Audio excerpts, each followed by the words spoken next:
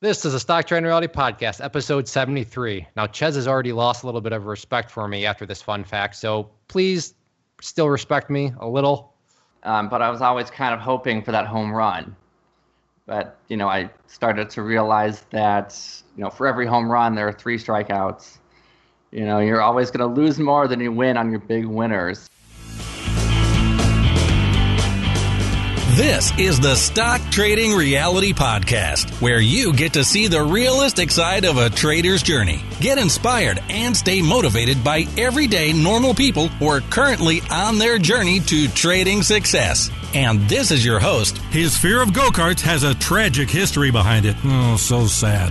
Clay Trader. Yes, and this is why I keep shooting down the ideas for the Inner Circle meetups.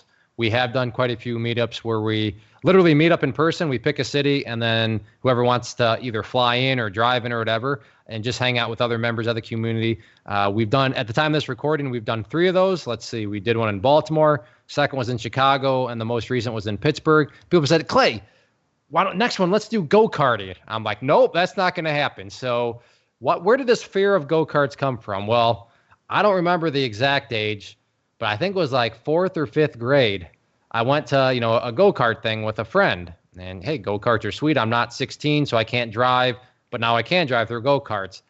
And I guess I'm just not an adrenaline junkie at all because my friend and everybody else is flying. And then I was like, all right, I guess you're supposed to go faster. I pressed the gas, and I literally went off the track. And it's weird. I think everybody has those. You don't really remember much as a kid, but you just remember almost like little pictures. And I still vividly remember thinking, I am literally driving in the grass right now across the course. Like, I'm not even on the track.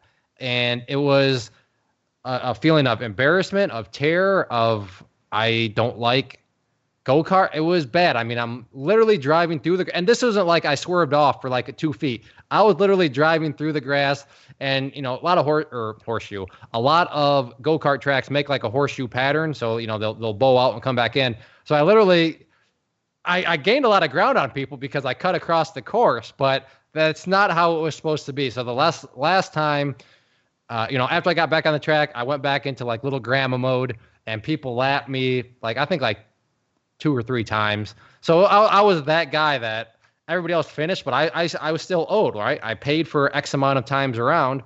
So I was sitting there driving all around by myself as everybody waited for me to finish.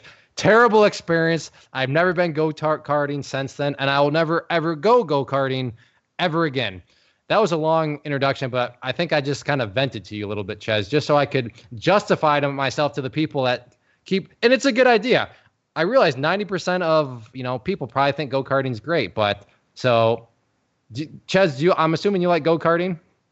I like go-karting, and I lost a little respect for you there. No, I'm just kidding. But I don't think you are kidding, but I understand. I understand how polar opposites we are. I actually had a go-kart as a kid and would fly around the neighborhood illegally on it because that's the kind of kid I was. I had a motorized scooter, which was called a go-ped, and I'd go off-roading and hit dirt jumps with it and do all this kind of stuff and get hurt all the time. And even as an adult, when I was in college, we had a membership to an indoor go-karting place because winters in Chicago suck. And we would fly around, and people get crashed into the guardrail and stuff. So, yeah, we're definitely polar opposites in that sense. It's weird because, growing up in high school and all that stuff, I played football, which is kind of an adrenaline junkie type sport. So I don't know what my deal is. How can I play football where you're running around with people want to rip your head off, and then all of a sudden I can't? I don't know. So now I understand why Nate drives at the meetups and stuff. So yeah, I'm not a very good driver. I can drive, but Chicago, no. Just I'll go 6 hours out of the way to avoid Chicago traffic. I don't know what it is. There must be some genetic gene that's are you a good driver? Do you enjoy? We got to move on. Should we move on, Ches? I think we should. We should probably move along. Yeah. All right. So if you're still listening, bless your heart, because that was probably one of the longer introductions we've had. But today we speak with Devin, and as we discussed early on in their interview, it's literally like a coffee sit down. He's a member of the chat room. He's a member of the community, yes, but he's not really in the chat room that much just because he's a busy guy. He has a full-time job. So it literally was kind of, hey, let's get to know you. Tell us your story type thing. And a lot of good insights. He has some good quotes, especially in terms of, the market being toxic. And I'll let him explain that more by what he means by that. But he went from definitely pure craziness, pure chaos to now what seems to be a much more peaceful type strategy that fits better with his life. So without further ado, let's talk with Devin. Devin, welcome to the show. Thank you for having me. It's a pleasure, and I'll be just upfront with everybody. I do not know, I don't think anything really about you, which is cool. So do you hang out in the chat room very much, or fill us in on kind of that? I haven't in a few months. I took a bit of a hiatus. Okay. So we can get into that more later. But yeah, well, you are a member of the community. Yes. And I just bring that up just because I'm more of a lurker. A lurker. Okay. So Ches, do you have any encounters with Devin that you can think of? Because, I mean, like I said, again, being honest, I don't know if we've ever come across one another in the chat room or not. I think you and I, not in the chat room, but I think you and I have tweeted at each other a few times. I hope it wasn't a Twitter battle, was it? Was it cordial? No. Yeah, we were on the same team. All right, excellent. Ches, do you have any encounters with Devin that you can think of? I'm sure I did back when he was there, but if he's taken a few months break off, remember I was gone for 3 weeks and traveling and stuff like that for the wedding. So yeah, my memory is a fog now. Remember, I'm an old man. I can't remember what I even had for dinner yesterday. I guess the point here being, this is kind of just like a legitimate, don't really know much about one another. So we're just going to kind of like sit down, have some coffee. Devin, you're either drinking water or vodka right now. I saw you on the webcam. I'm hoping vodka. That's water. Vodka. Oh, excellent. Yeah. Excellent. Yeah. Devin's taking the hooch approach. Yeah, so nothing better than calming the nerves. Anyways, Devin, well, again, thanks for hanging out and for being here with us. Where did you get started? What drew your interest to the market? And we'll see where this all takes us. It was actually my dad who got me interested in the market. Growing up, I always knew he had money in the stock market, but he never really talked about it. Occasionally he would come home and my mom would say that, he was in a bad mood because of the market, and that was kind of the extent of it. And so, after college, when I got my first real job and I had some money, I thought, hey, let's make my money work for me. And that's kind of where my interest came from. And now let me see. Oh, sorry, Ches. Did you have something pressing to say, Ches? Or I was going to say, was the E-Trade baby looking like something that was going to give you riches beyond your wildest dreams? I think it might be cliche to say, but I think it was honestly the Wolf of Wall Street movie. Shortly after that, it's kind of when my interest kind of sparked. Yeah, you're definitely not the first person to say that. I think we've had some other people. But my question is, just from a psychology perspective, you said your, first memories were of your dad. He had money, and he would come home sometimes in a bad mood because the markets. So did that form like like Pavlov's dog? Did you associate the stock market with being bad, or did you just that didn't really affect you in that way? Because I could totally understand being a younger kid, and you just said, "Wow, stock market. My dad's in a bad mood. Man, that place is just." You know what I'm getting at? Yeah, I mean, I think it was a good thing. It was rare that he came home in a bad mood, which is, kind of surprising in hindsight, looking at, the 2008 crash. I don't think I heard so much as a peep out of him about, his positions. So, yeah, I think it was a good thing. I knew he had a lot of money there. So it didn't scare you away, like you never associated the stock market with, oh great, it's going to ruin my life. So it's not like the Wolf of Wall Street movie had to overcome anything because you already knew about the stock market and associated with. Okay, cool. Right. So all right, you see the movie. Where did you go from there? I mean, did you go and try to find some penny stocks or what? So I wasn't so much sold on the lifestyle from the movie. It was more so I was just interested in what penny stocks were. And so I think I went home and I think I Googled them. Uh-oh. And yeah. Down the rabbit hole you go. We know where this goes. The Google penny stock rabbit hole. And of course, I came across a prominent penny stock trader who sold me on what could be. And, that's kind of where it all started. And I just started researching. I did not even know how to open an account. I didn't know anything, but Yeah, I started watching his videos, eventually bought into his chat, and decided that was enough. I wanted in.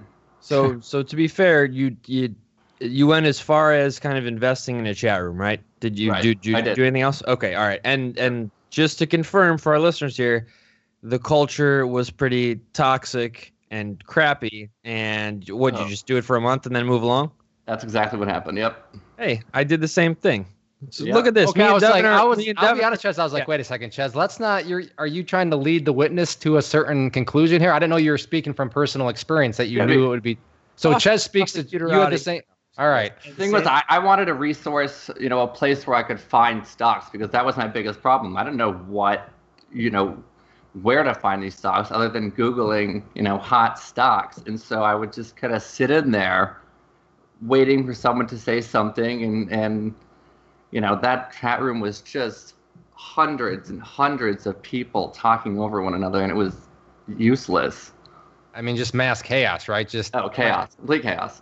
Pumping ticker symbols all over the place. Is that essentially how it broke down? Okay.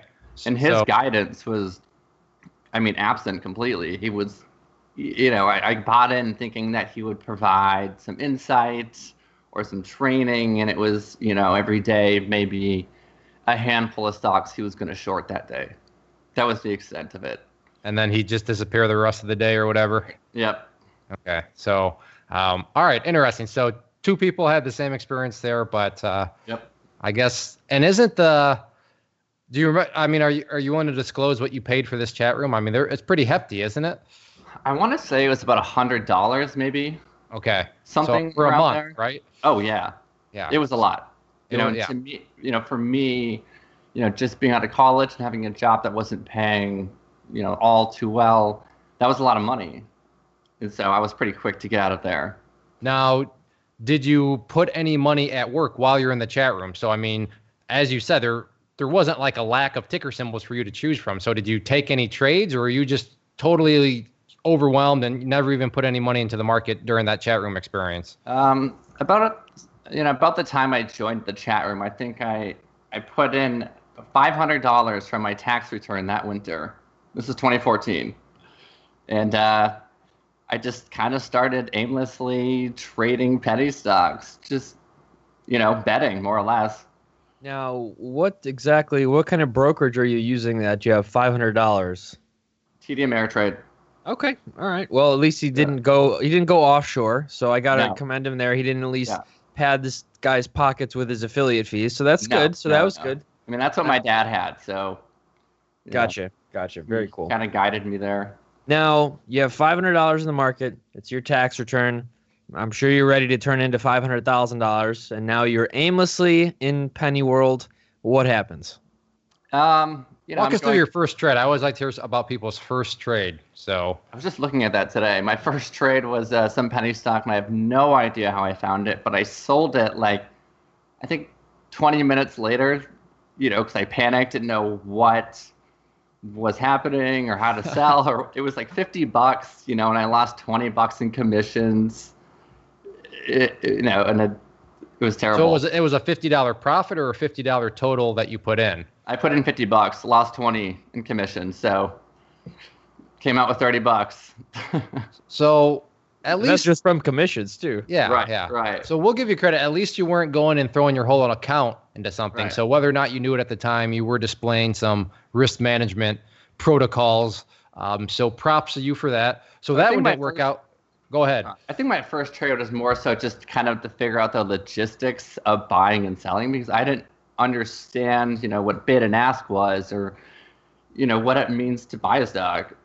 I was trying to kind of navigate all these different buttons and numbers on the TD Ameritrade. I had no idea what was going on. That's perfect, and I'm glad you said that. So if you're listening out there and you're like, wait a minute, I'm trading, what does he mean by bid and ask?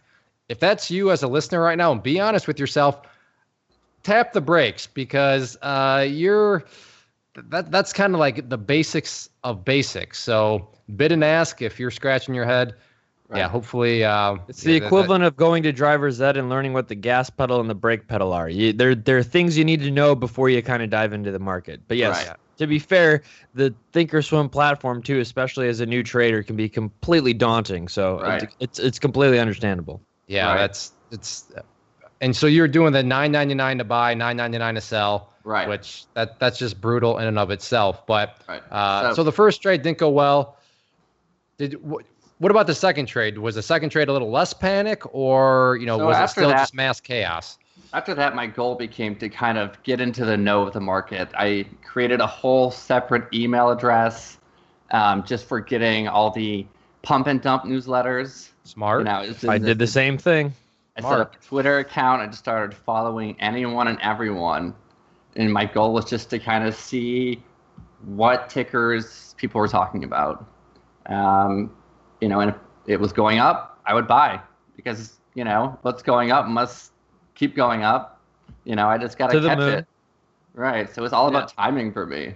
So were you now having an account that size? I'm assuming that you can't really have margin on that unless there's something I'm missing here. But so you could pretty much only trade penny stocks to the long side, right? Right. So you pretty much have to catch the pump. Right. Yes. That's not always an easy thing to do. Generally, the dumps are easier to spot because things can only go parabolic for so long before completely crashing back to earth. So, you're putting yourself here at quite a disadvantage. So now, how is it going after you've got your pump and dump resources, pooled together? Terribly. No, actually, I want to piggyback real quick. Did you know that they were pump and dumps, or did you read these newsletters? Right. Okay. So you at least knew that. So my goal was just to kind of get in front of it, But you learn pretty quickly that those pump and dumps are well coordinated, and people are getting in long before they send the email. So it's going terribly. And not to mention, a lot of them don't have that much volume anyway. So, heck, even some of the people that front load the thing, they can still potentially not get out because there just wasn't even enough volume to make it work for all the. So yeah, it's just. I'm not surprised that it was just a mess, like you said. So, how long did you stay in this kind of cycle, this state of just pure messiness? Was just a couple weeks or was it a couple months? How long did this all last? It was about 2 months. I remember just kind of, buying and selling rapidly, aimlessly, and I convinced myself that I was learning with each loss. That it was I was going to learn from it, and I was getting better. And so yeah, this went on for a couple of months, and that Christmas I went home and remember talking to my dad, and we talked for a couple of hours about the market and what I had learned, and what did you learn? What had you learned? Do you remember what you had defined to him as what you had learned? Because that's curious. I want to make us a fly in the wall of that conversation if you can.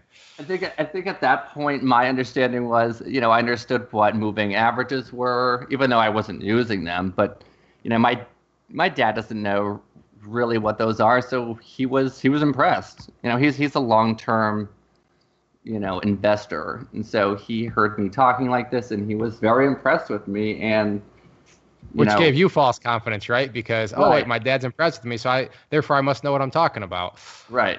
So he really values investing, and he wants my brother and I have a twin brother to learn to invest for ourselves. And so that just a few months after my first trade, he gave my brother and I a little bit of money that he wanted us to invest with, which was dangerous. I was going to say, it's a double-edged sword. While it's completely amazing to have that, and it's with the best intentions, it's kind of like giving. I'm not calling you a drug addict by any means, but it's kind of like putting needles in someone's hand who shouldn't have needles at all. So now you're armed. Now you're armed with a lot of bullets to kind of utilize here.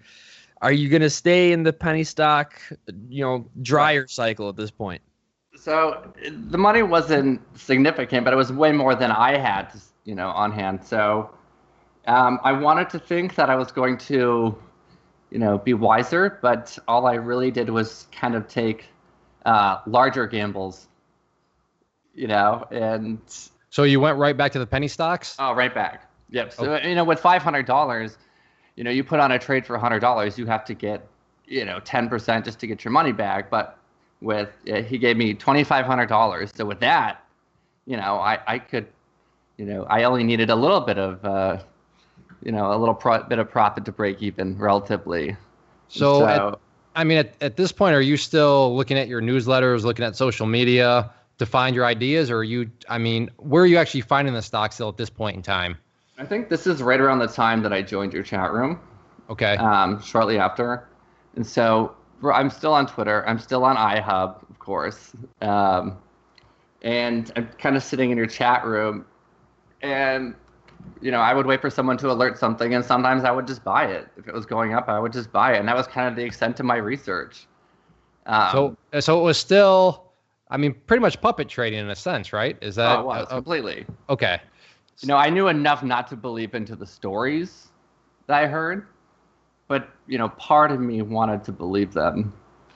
That's actually a fascinating point. I don't know if we've ever talked about this, but Chesn, I want you to chime in. I feel like a lot of people, they think that I know that these are pump and dumps, therefore I know what I'm doing. I think I know not to believe these press releases, therefore I know what I'm doing. But there is a whole lot more to trading than just acknowledging the fact that these are pieces of garbage. You know what I mean, Ches? Do you I find that too, like talking with people. I know you talk with a lot of the customers and stuff. So that seems to be a common, simple string of logic that just isn't true. Right. What was the ticker that made those hazmat suits that were going crazy? Oh, was that EBIO? One of those. Okay. EK something. So we know. I remember we that. watched that thing go absolutely parabolic, and just like you said, right. We understand, beforehand, quote unquote, fundamentally that, what goes up must come down. This is completely illogical. We get that. However, managing that, stepping in front of that train, we literally watched traders blow up on that. And like I said, we all knew ahead of time it's going to go down. We know that. But no one could put on, not nobody, but these people in particular could not put on a logical trade and literally lost their accounts, shorting something that's going absolutely insane. So the thing is, we all knew what was going to happen in the end. But managing that and putting on the trade, there's so many more levels of things to do that people don't understand. I get it. Pump and dumps are crap. Get it. Short everything. Cool. Sometimes you're not going to be solvent enough, though, if you pump some or short something way too early. So it's a lot more complicated than people think. And even on the long side, it's like, all right, well, I know this company. I'm not going to invest because I'm not going to believe this. But if it's a pump, it'll go up. Just because you understand that, even from the long side, there's a lot of strategy that needs to go into, a trade plan. So, but yeah, to Chez's point, now, as we've said before, and I've always thought, why I should just change my whole marketing to this. Penny stocks are all garbage, therefore short them. I will teach you how to short. Okay, that's beautiful because penny stocks have the reputation of being all garbage, so garbage is going to go down. Therefore, you just short everything. But to Chez's point, and we see it all the time, KBIO, and that one's probably been about 4 or 5 months ago. That one crushed people because it ultimately crashed. But if you don't know what you're doing, and they can wipe you out. So I don't know how we got down that rabbit hole, but that was a good one. So so you're out there, you know that they're pump and dumps. You're at this point, out of curiosity, how did you stumble across? How did you find us? How did you find our community? I think it was on Twitter. Yeah, okay. Searching different stocks, and I saw your videos, and that led me to, I think you posted on iHub as well. Yep. And so I kind of got in this routine of watching your videos, and so eventually, after seeing, a handful of them, I started doing some more research into you, and for $100 for a year, it seemed like why not? I didn't know the first thing, but $100 for a year, perfect. Now I have a question for you though. Have you been, well, like you said, I guess you have been utilizing charts since you were talking about moving averages and stuff. Right. Did you feel kind of versed in technical analysis from what you would learn from Google or that other chat room you're in? Did you feel good about your ability to read charts at that point? No. So was it watching Clay's videos and some tickers that you were interested in that said, dang, what is this guy, a chart whisperer or something? Exactly. Okay. Exactly. I think after seeing a few videos, I was like, oh, everything clicked. These do follow a pattern. It's not about just riding the hype train. See, not knowing much about Devin at all before this, we actually went down almost the same exact path. So this is really cool to hear because honestly, Clay, I thought you were some voodoo chart dude something I didn't understand. Yeah, the magic, I didn't understand it. So yeah, this is pretty cool. Yeah, and like everyone else, my first day in the chat room, I expected to see, dozens of people alerting stocks, and it was empty. That was my first reaction. It was empty. And Now, which room were you in? The penny stock room? Yeah, I was in the penny stock. Okay, so that would make sense given many have transitioned to penny stocks on steroids. There we go, Ches. Another plug for that video, which is like brand new at the time of this recording. So we'll put that in the show notes. But yeah, a lot of people have transitioned from penny stocks to options because they're basically penny stocks, except they're like injection of steroids. So I'll leave it at that. But if you want to go to the show notes, you can watch that video. So you're in the chat room, and like you said earlier, you would just buy. If somebody alerted a ticker and it was going up, you would buy. How did this all work out for you? Was it working at all? Did you have any sort of fool's gold, or was it just like didn't work in the least? So I felt like I was disciplined to the extent that, I would cut my losses early, but I was always kind of hoping for that home run. But, I started to realize that, for every home run, there are 3 strikeouts.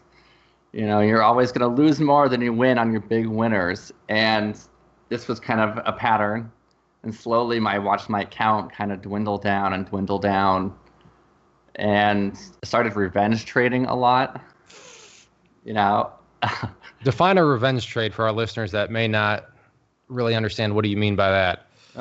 It's when you lose, on a trade and you don't want to accept your loss, or you're still very convinced it's going to go up, or you're going, to make a profit, and so you double down, or I would sometimes with my winners even, I would try to ride the waves. A stock would shoot up, it would drop down, I'd buy more hoping it'd go back up. You got me, ticker XYZ. I'll get you back though. Yep. I'll have the last word here. Yep. Right. Those are recipes for disaster generally. Obviously, you didn't wipe yourself out on one particular trade, but habits like that are definitely ones that will definitely spiral your account pretty much into the toilet, whether it's slow or whether it's fast. The beautiful thing about the stock market is that there's opportunities everywhere. However, our job is to spot them. They don't always exist for very long if you're a short-term trader. So you hit it, it either works or it doesn't, and sometimes you just got to move along unless it sets up again. So if you just stick to some name that just because it took your money once, you kind of have already put yourself at a disadvantage. And I'm more so speaking for the listeners out there that might be newer to trading, because it is completely common and completely logical. It's just like having an ego in trading. It's a horrible thing to have, but just from everything you've taught in life, you want to be a winner. I'm a winner. I'm going to win on this trade. I'm going to win on this Don't give stock. up. Don't give up. Yeah. I think for me, get that? Yeah, it's just not a thing that works in the market. I think for me, what kept me in penny stocks was it's addicting. Seeing those triple-digit gainers is addicting. You're having fun. It's a high, right? And Ches, we just had this conversation in last week's podcast where we, not the same circumstances, but we talked about the stock market being like crack cocaine. And it's kind of probably not, well, if you're a former crack addict, it's probably not funny, but like it's kind of a silly, maybe you would think extreme analogy, but it's really not extreme because the stock market acts as a drug. So I can totally see penny stocks. Like I don't think for a second that you're like over exaggerating. In fact, I think you're using the perfect example when you say it was like a drug. Right. I think one of my most notable trades was DNAX. If you recall this. Ah, yes, DNA brands or whatever. Right. So in the chat room, someone had alerted that they had secured a deal with Coca-Cola. Yeah, I was going to say, Ches, you traded that. I traded that, yeah. So apparently they had secured a deal with Coca-Cola, and my first reaction was to just go and put a bunch of money on the line and just roll the dice. And it worked out for me. I think it went up close to like 800% or something in one day. And so I sold some at the top, but just before the market closed that day, I put a bunch more money on the line. So you took profits, but then you took those profits and put them right back into it? Yep. And the next morning, before the market opened, I remember watching the thing just free fall. And there's nothing you could do about it because it was all pre-market. Nothing I could do. Do you remember where it closed and then where it opened the next morning? I don't. I think it opened the next morning something like 50% down. It got crushed. Because they had, the CEO had said, never mind, more or less. We don't have a deal with Coca-Cola. The deal is non-existent to begin with. That's the beauty of kind of news and media, and we see this. And to be especially fair, in penny stocks. I mean, yeah, penny that there's a reason they call it the Wild Wild West. You can get away with that. Oh, never mind. Yeah, I keep that one on my watch list. It's a 0001 right now. Yep, it's a good reminder. But yeah, to be fair, for those listeners out there, we're not saying that this can't happen with something like Apple or Tesla or just about any brand in the world you can name. Trust me, when news like that or rumors like that spawn, Clay trades those all the time in his live trade videos. Some news has happened, something or other, the volatility goes crazy, and guess what? It's just a high frequency pump and dump for a big board name. So it definitely happens, but it's more, I'd say it's almost the norm in penny stock Wild West. Right. Yeah, except really, that's actually a good point, Ches, because there are always rumors and stuff. The rumors probably aren't as crazy as the rumors in penny world, but yeah, that is true. There's rumors everywhere. And the market, being the child it is, it likes to throw temper tantrums or it gets all excited. And if you have a strategy in place, wink, wink charts, I think navigating those waters becomes a little bit easier. So, no offense to you, Devin, but at this point, it sounds like you're just a freaking chicken running around with your head cut off. Yes. I guess, so what was the next step? I mean, nothing's really working. You said your account was dwindling down. So when does the light bulb finally go off that you say, I have no idea what I'm doing? It was after I watched about half of what my dad had given me to invest, quote unquote. That's what I decided that something's got to give. And I remember a friend of mine from college saying that he made a bunch of money trading options. And so I thought, hey, let's give that a shot. So I turned into options and I started reading as much as I could. And as soon as I had a grasp on what they were and how they worked, I was right back in the market. Buying long, selling long, buying, puts and calls without really understanding, time decay or extrinsic value or intrinsic value or the deltas or anything.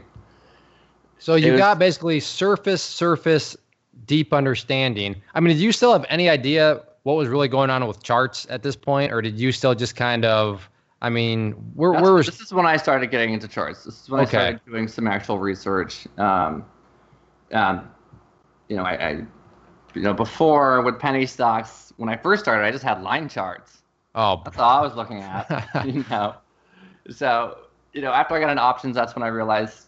That's when I started trading, blue chip tickers and realizing that they follow patterns, a lot more closely than penny stocks do. So I started learning charts. Okay.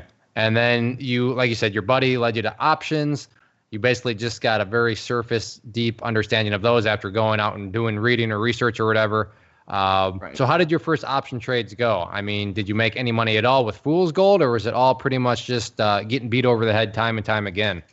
I don't think I lost or made a great deal.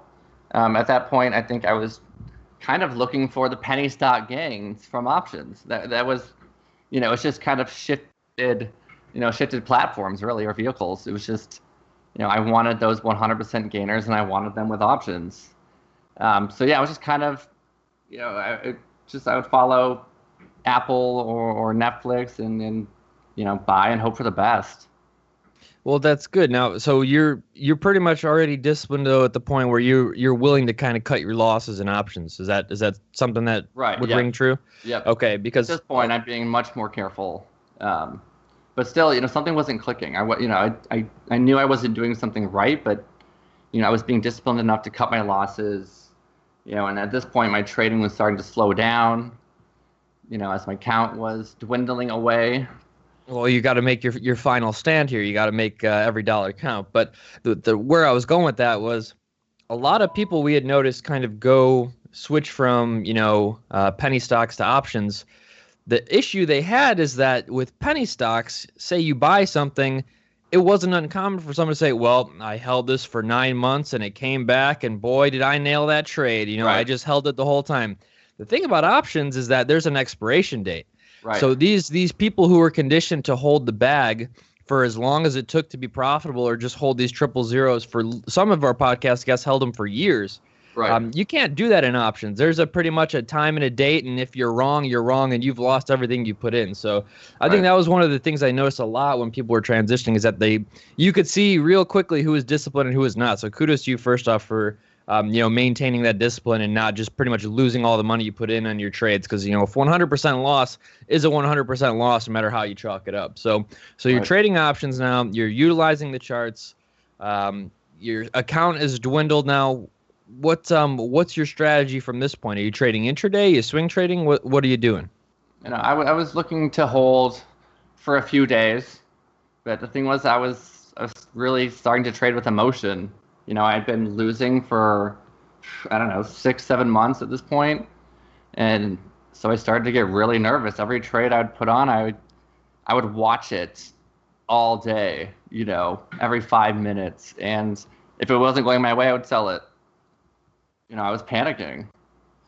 So I really didn't have a great strategy there. And so slowly I started to learn about some of the more complex strategies, strangles and straddles, and those don't work out so hot.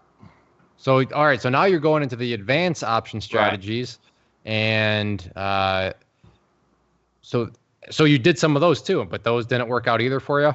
Well, this is what, at the same time, I'm starting to learn about this whole other dimension of options trading, which is, time decay and volatility. And so when you're just buying puts or calls, you have to think about those two other things. Because even if the stock moves in the direction you want, if volatility and, the time decay isn't on your side, you could still lose.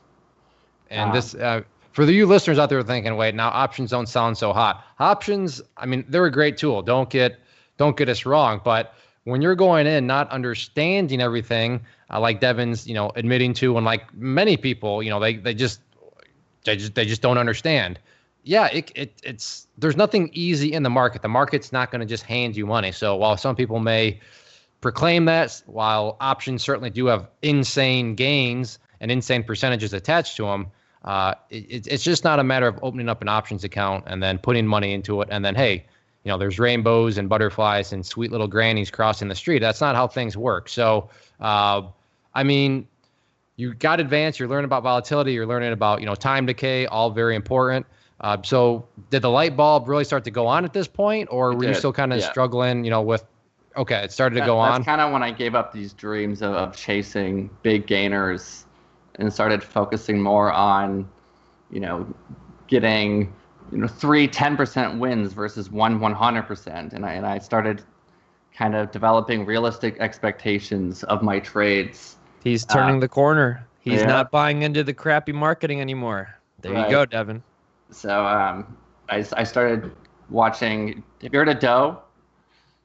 We have. Yes. We utilize their rates. We recommend their rates for our option traders, especially for a small size account. Right. So I got on there and I started watching all the videos, and that's kind of when everything clicked, and I started learning about the advanced strategies, and how to really utilize time decay and how to, kind of benefit from time decay. And that was something I had not known before. So right now, in your trading, are you doing more of the advanced options strategies? Is that kind of where you're currently at? Yep. Okay, so that's, at that point I started, I stopped kind of aimlessly trying to find trades and decided to focus on just 2 or 3 tickers. And so I learned and I watched GoPro, Netflix, and I think it was Apple, for months, and I only traded those stocks. I thought if I could, really learn how those stocks move and how they react to news, I could trade them anyway, up, down, or flat. And with this, perfect strategy, great strategy. And there's a video, we'll link it in the show notes, called Getting Romantic with, a ticker. And, that's just what big money on Wall Street does. If you go to Wall Street and you sit down at a brokerage or whatever, or trading desk, they're not going to be like, here's $10 million, trade whatever looks good. They're going to be like, you're going to be a specialist in X, Y, and Z. Maybe it's just because they understand that, get to know the stock, and that way you're going to be able to get the best prices possible for our clients if they want it, when they want to buy big blocks and all that sort of stuff. Because Wall Street big money knows that stocks do have, quote unquote personalities. So you chose to get to know, you chose to get intimate with, what'd you say, GoPro, Netflix, and Apple? Yep. And I mean, would you fully agree? I mean, you really got to know how they all, I forgot, but I mean, that's true. Like, all stocks are going to react differently to news too. I mean, some kind of shrug it off. Some are going to be like, spaz out. So, so you were kind of in cruise control then, and you said for months. How long did it take you to kind of really? You said months, but how long did it take you to really get the feel for them? Would you say? I think I started trying out different strategies. Butterflies or iron condors or calendars, and at the same time, I this is kind of when I realized that I'm terrible at directional trades. Up until this point, I really, I couldn't anticipate. Or I felt I couldn't anticipate which way the stock was going to go. So that's when I started focusing on these non-directional option strategies. Butterflies, iron condors is what I'm focusing on now. Very cool. Now, and obviously those are not, while you could apply those on a shorter term time frame, those definitely benefit from kind of the gift of time. So it brings up an interesting question in the sense of, obviously we know right now that you are working at a full-time job. What's kind of your routines, and how do you manage this with a full-time job? Are you doing your homework the night before? Are you putting on your trades early market, towards the end of the market? How does that look for you? So when I was trading penny stocks, I was working at a very small law firm with 3 attorneys, and so I didn't always have a lot of work. Wait, are you a lawyer? No, I'm not. Okay. Will be. Just don't sue us into the Stone Age, okay? Try not to. All right. Watch yourself. Yeah. And so I didn't have a ton of work to do then, and so I could watch the screen a lot and I could watch the tickers. But shortly after I got into options, that's when I transitioned into a new, much more demanding job, and so I didn't have as much time to kind of sit at the computer. And so that's, it worked out well because. Iron condors and butterflies, like you said, are kind of longer term trades. And so I'm looking to hold, a week or 2 weeks sometimes. And then just seeing where, managing the trade from there then if need be. Right. I mean, one of my issues with penny stocks was, I would just kind of buy and hope for the best. I didn't even think about what happens if it went against me. It was, I'll figure it out then. If it dropped 20%, like, what's 5 more percent? What's 5 more percent? And I would watch it just go down. I specifically remember that same attitude that I had when I was, getting started in the penny stocks and stuff is buy and I'll hope for the best. And then, there's always that little voice that says, well, hey, what happens if you're wrong and it doesn't go up? Right. And it's like, well, I'll cross that bridge if it happens, because right now I really think that I'm right. So don't go away, little voice. I don't want to think about, right. So many people start like that. And that's why you can have 10 winners in a row, but that 11th one that doesn't go your way can totally wipe out everything beforehand, because you just don't know what you just don't know. So you either buy more or you hold and hope, or, in the world of options, like Ches said earlier, there is such thing as expiration dates. So then all of a sudden you can let everything just expire because hope can only last so long in options. So, so thank you for saying that. That's a great quote. And I think many people can kind of relate to that. So where do things stand now in terms of, you've kind of already answered this, but I'm always, this is a great question. Beforehand, it sounded like losses was something where you just didn't want to take them. You said, you would double down, you would hope and all that sort of stuff. So you really struggled with a loss, which is not like anything uncommon. Right. But what's your psychology with losses now? How do you view loss compared to, how it was way back when? Like I said, back, when I first started, whenever I would take a loss, I would always think to myself how I could recoup my losses. I have to, win bigger next time, and I would get anxious and emotional. But now I don't look at it like that. I don't think about how do I get my account back to where it was. I take them as they are and I cut them, and I move on. And it's a drastically different Devin that we're talking to now compared to the I'm always going to win on this stock and I'm going to get my money back. And that's exactly the mindset you need to have, is that you spot your opportunities. They come and they go. You miss them. Oh, well, you hit them. It doesn't work. Oh, well, you move along. Right. It's not a matter of I have to get this back. So that's great to hear. Now, from where you're currently trading and how you're trading, what would you say is something you're very good at and very strong at? And then what would you say is something you need to work on? I definitely think I need to work on moving on. A lot of times I will convince myself that I know what a stock is going to do. And so, I'll cut my losses, but, I'll keep it there and I'll still be convinced that it's going to do what I, think it's going to do. So I might, put on another trade, and it doesn't always work out. So I guess, what I'm good at is cutting my losses, but what I'm bad at is not moving on sometimes. It's kind of that. That's kind of like a cruel little cycle there. I mean, it's a good cycle because at least you're good at cutting your it's like circular logic there. It's like, yeah, it's good, but then all of a sudden, well, you're sitting, but it just, yeah. So that's that's a deep thought experiment right there. We could have a philosophical conversation there, but we're not going to. So don't worry, Devin. Yeah. So I mean, I'll cut my losses, but then I'll watch it like a hawk, thinking, right. This is gonna go how I expected it. This is the point. It's gonna do that.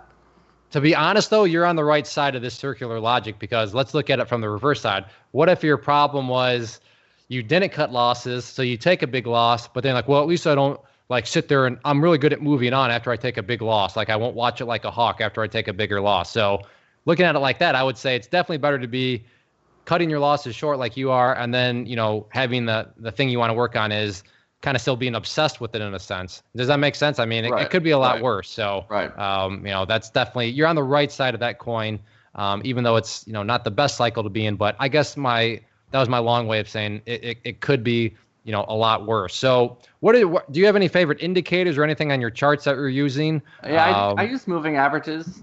Okay. I keep it simple, 15 to 200, really. Nothing too fancy. I don't want to make it too complicated, like some people do. I'll get behind that logic all day long. The KISS method. Keep it simple, stupid. Yep. Yeah, generally the less you have on your chart, the easier it is to see. And what are we trading here is pretty much price and volume. So if you can see those two things, everything is a spawn of it. But it is great to, I utilize them as well. It's nice to kind of stay on the right side, in my opinion. And like we say all the time, everybody has their own kind of styles and methodologies. So whatever works for you works. But generally, people who have 15 indicators on a chart and they're all trying to blend it for one decade, one trade a decade. Sorry, the Holy Grail does not exist, and we hit that on every podcast as well.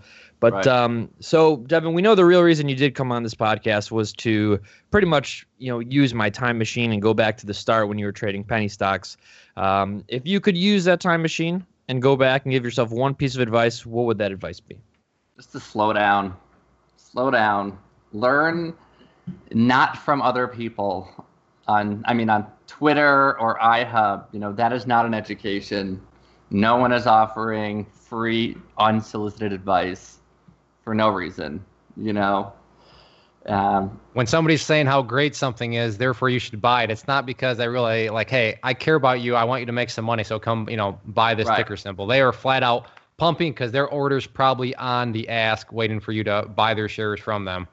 Right. Yeah, I was so anxious to kind of get started and make money that, it was really toxic to my account when I first started. Yeah, we have another video for that. But yeah, fun. The market is fun. There's no doubt about it. Making money is fun. The market is a way to make money. Therefore, it's fun.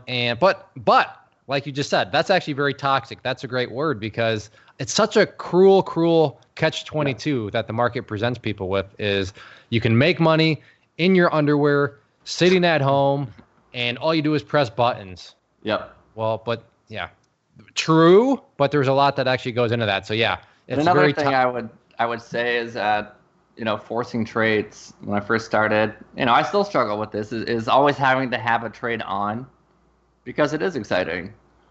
So I always felt like I had to have something there to watch. And sometimes boredom is the best sign that, hey, I'm doing it right. There are no trades on right now. at the time of this recording. And, you know, when it airs, I mean, we are in the dead middle of summer. And definitely during summer, sometimes the best trade is no trade at all. Right. And yeah, I don't know if that ever goes away. I mean, I'm pretty good at it, but I'll be honest, come on, Clay, this is boring, man. You're just sitting here. You know, Ches isn't talking to me. I mean, I got nothing to do. Let me go find a little. No, Clay. What are you doing? The best trade is no. You know, there's 3 types of trades, right? You can have a trade. You cannot have a trade. Or wait, what? How does that go? You can. Oh wait, no, I screwed up my own video. You can buy, you can sell, or you can just not take a trade at all. So there are 2 types of trades out there. So you know, keep that in mind. So yeah, that was a good question. Now we're gonna move into. Actually, one final thing, because I'm brainstorming the title of this podcast that I want to do. But I want to get your confirmation. I don't want to insert words in your mouth. But correct me if I'm wrong. It sounds like when you first started, I mean, it was a chaotic mess. Like, it was just literally mass chaos. But now it seems like things are much more peaceful. I'm not saying perfect, but you have your strategy that fits into your time schedule in terms of your work. It's, you know, things take a little bit longer, so they're not like quick trades. Right. So would you say that things have transitioned from really chaotic to more so peaceful? Is that a fair kind of summary? Yeah. Okay. Absolutely. You know, penny stocks, you know, sometimes you have to watch them, you know, constantly, because they can drop in a matter of 5 minutes or 2 minutes. I would argue that it's not sometimes. It would be, you need to be watching those things all the time. Right. For sure. So, well, good. I'm glad to hear that. You know, no ride is smooth, but you know, peaceful waters are so much better than those rough waters. So, fun question time. What is your favorite movie? I would say Wet Hot American Summer. Haven't seen that, favorite but too, I believe. Yeah, I was gonna. Don't you watch that one every day? Hey, I thought. I'm a married man now. I can't. You know, I'm just. No, kidding. it's an old movie. You haven't seen it? I haven't. Oh, by the title of it, I thought you were pulling a joke on us. No? I thought this was some. I thought it was like an American Pie movie or something. That's what I thought. So no, I'm gonna have to. Is it like legitimately like it's a comedy? I'm assuming, but it's pretty good. Yeah, it has Bradley Cooper. You know, I think Amy Poehler. Oh, all right. All these old comedians before they were really famous. It takes place at a summer camp, so it's definitely not. All right, I thought for sure you were just but all right, I'll. Gotcha. Now, what, Devin? What would you say is your favorite meal and dessert? I love sushi. Dessert, maybe ice cream. Not a huge dessert guy. Ice cream. That's pure America right there. You can't go wrong with that. I'm curious. Where do you live? I'm in Boston. Okay, so is Boston? Do they have good sushi there? I'd assume if you're a big sushi fan, or I mean, they're by the ocean, so I guess, but I don't know. They have good sushi. I mean, I'm from Michigan originally. Wait, where in Michigan? I'm from the Upper Peninsula. Oh, upper. Okay, so basically you're born in Canada then. I was born in Canada. Well, so you're born in Canada. You went to sub Canada, which would be the upper Peninsula of Michigan, and then you've been all over the place, man. Just like your trading journey, it seems like. Yep. Yes, I moved to Boston 3 years ago. Okay, well, this segues into a nice question. Where is a place you would like to visit someday? I mean, you're already kind of well-traveled, but do you have a place on the bucket list that you'd like to get to at some point? I would like to go to South Africa. Yeah, why in particular? I have a couple of friends who study abroad there. It just looks beautiful, honestly. I just got back from Iceland, which was amazing. If you ever have the chance to go, I recommend it. Yeah, I gotta definitely cross some traveling off of my list for sure. But let's see. What do you do for fun and hobbies outside of the market? I rock climb. Oh, nice. What's the biggest, rock you've climbed or mountain or? I actually haven't gone outside yet. Okay, so you just like climbing walls and stuff like that right now? You're training right now. Right. Yeah, there's a big rock gym not too far from my house that I go to 3 or 4 days a week. And do you have like aspirations to someday go like climb outdoors, or is this just kind of a hot? Okay, all right. Oh yeah, I've been meaning to get outside, but it's it can be expensive, and I'm not there yet, I think. Well, yeah, and I feel like that's kind of an adventure sport. Well, I mean, I guess there's ropes and stuff, but still, like, oops moments and that sort of stuff can result in some Right. Oh, climbing in the gym is much different than climbing outside. Yeah. Kind of like paper trading to real trading, but yeah. So, Right. anyways, let's see. I think that. Oh yeah. Well, one of the most important questions. 3 words, and these 3 words have to describe what you would associate with a successful trader. So, what would your 3 words be? As I said earlier, I think patience. Patience to learn, to get educated, and to not jump right into it. I would say tolerance. Tolerating uncertainty. Nice, I like that word. It's tough sometimes not knowing what's going to happen, and your success as a trader really depends on how you react to that. That's great. Actually, because as traders, nobody can predict the future, but right. how you react to what happens that's what trading is all about. So well said. And what about your 3rd final word? I would say productivity. Spending your time finding trades or identifying trades. As opposed to what I used to do, rapid fire, hoping for the best. Kind of really meticulously sitting down and analyzing. What you expect to happen, what the best case scenario is, and what the worst case scenario is.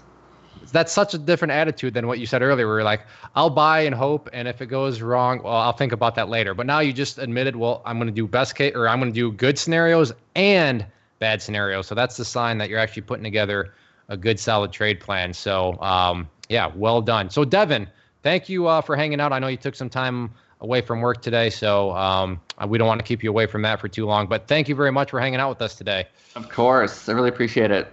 Yeah, you bet. And hopefully we see a little bit more in the chat room. So for you listeners out there, if you enjoyed the episode, which I'm sure you did because a lot of great nuggets of wisdom here and experience, if you're listening to this on the website, go ahead and click that share button. Leave comments. If you're listening on iTunes or any of the other podcast players, make sure to subscribe. Rankings or ratings. I did this last week too. Ratings are always very helpful. It can help with the rankings. So leave us a rating if you have time. And then finally, for those of you that may be listening on YouTube, click that like button and check out the channel. Subscribe to it. Hopefully a lot of other videos on there besides these podcasts. So definitely do a little research into the YouTube channel. So thank you again to Devin, and we will see you all next week. This has been the Stock Trading Reality Podcast. Thanks for taking the time to hang out. To learn more about Clay and the Clay Trader community, including the trading team, premium training, and more, visit claytrader.com.